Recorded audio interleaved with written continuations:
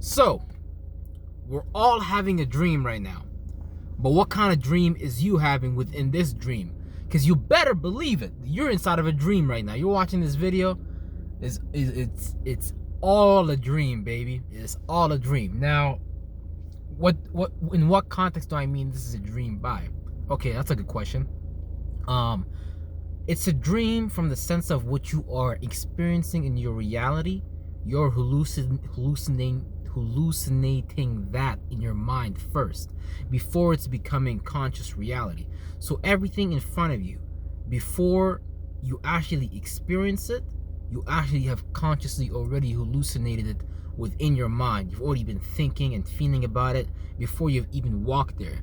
Because what's happening right now is whatever you are actually putting on your mind, your body is creating the sequence to follow in that direction. Because whatever you put on your mind, your body will follow. Your body will always follow the mind. The mind will not really follow the body. Real shit. So, you're dreaming right now. And you might be having a good dream right now. So you may want to keep on participating in that dream and continuing on that path of conscious awareness, because it's creating prosperity and positivity for you. But on the negative end, you could be having a dream on the negative end, meaning that whatever you're trying to hallucinate into your reality, because the reality is nothing, it's just a blanket. All these buildings you see, Big Ben, Burj Khalifa, all these, especially the historical monuments and things like that, someone had to dream that into reality. Someone had to hallucinate that into reality for that to even to exist. So right now we're all hallucinating ourselves into our reality, but some are hallucinating into the reality. Some people are dreaming. Some people are more conscious dreamers, and some people are more just sleepwalkers. The sleepwalkers being the people that constantly go to work, that can't. I go to work too, but the difference between, I would say, the people watching this video and them is that we actually have in our mind, in our essence, what we really want to be doing in this lifetime type of things. We're not just sleeping, getting our check. We have a dream alive in us. We have something else, a fire that's alive in us, that's different than what we're physically seeing. And although what you're physically seeing can try to defeat and overtake what you're internally visioning, seeing, imagining, hallucinating about, having a dream about, it may do that, but the more we can learn to outweigh the world, we can start to create those circumstances and those situations that we want to be involved into in terms of what we're hallucinating into reality. Because before you even work out, you have to hallucinate that in your mind that you're working out. Before you go on a good diet, you have to hallucinate that you have to convince yourself mentally, because it's the mind first, then physically.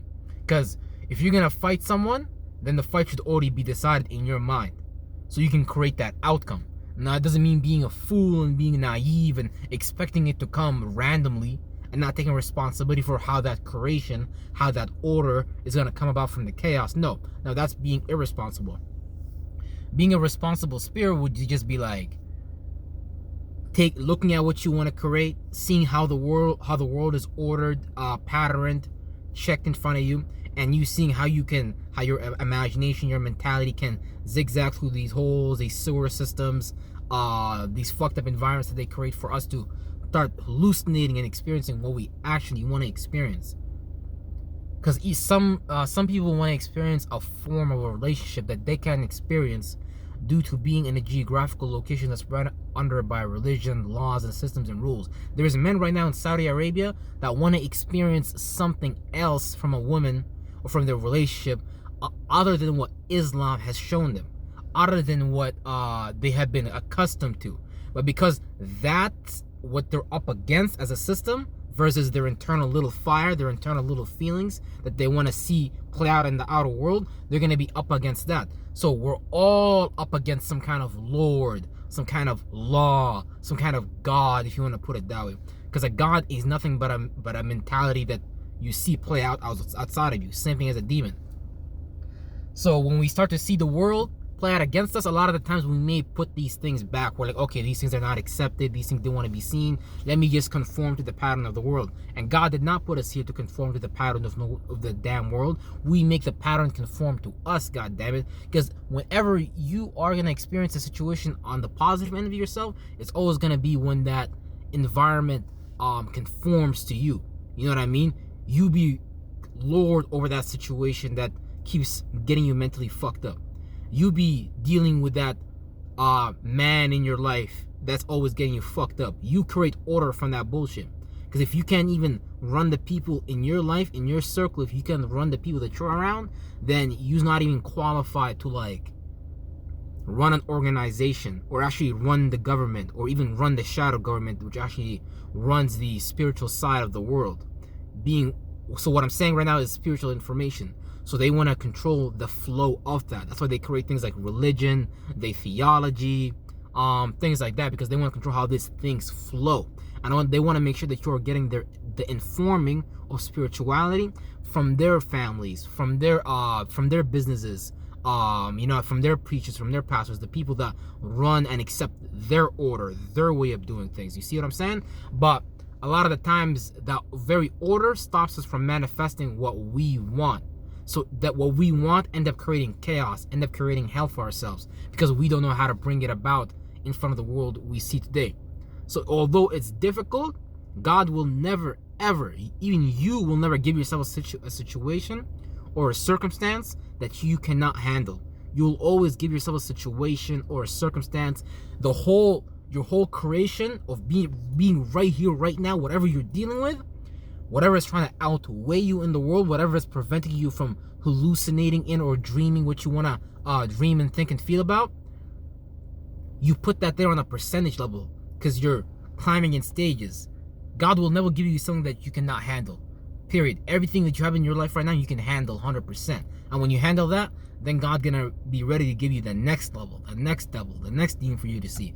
Because, yeah, it's never like, oh, you get somewhere and then there is peace and love and happiness. No, it's always evolution. Boom. You beat cancer, boom, there's an evolution to that. You gotta keep going, because the devil's always fighting to pull you down. So you always gotta maintain your mind and make sure you're going up and you're creating you're equalizing those things that are trying to outweigh you, whether they're from a feminine energy or from a logical perspective. Oh, you got $1,000 bill. Okay, maintain the feeling that you're gonna have $1,000 to pay off that money. Or you're feeling so emotional because you look in the mirror and you're like, damn, I'm not like the beauty standards that the world tells me about. So you get emotional, you get hurt, you start feeling stuff. So you're outweighing yourself based on not correctly observing your current circumstance, because you can always create a mentality that fits your reality. Let me repeat that again. You can always create a mentality that fits your reality. If you watch a psychopath, if you watch a sociopath, they're always creating a mentality that fits their reality. Everybody can tell them that they are like crazy, fucked up in the head. They need to see a doctor ASAP. But you know what they're gonna believe? They're gonna believe something different. And sometimes it takes that type of belief in yourself to actually create the situations that you want to see. So even a psychopath is not even actually a psychopath. That's just the label that the medical community uses to label people with those behavioral patterns. But even those people carry signature energies, so that you can learn from, that you can observe from. Real shit. And yeah, I'm gonna leave you all with that. You're always hallucinating, you're always dreaming, but it's up to you what you're hallucinating and dreaming towards. Change what's on your mind so you can change your physical reality. And I love y'all from the goddamn bottom of my heart. Take care, y'all.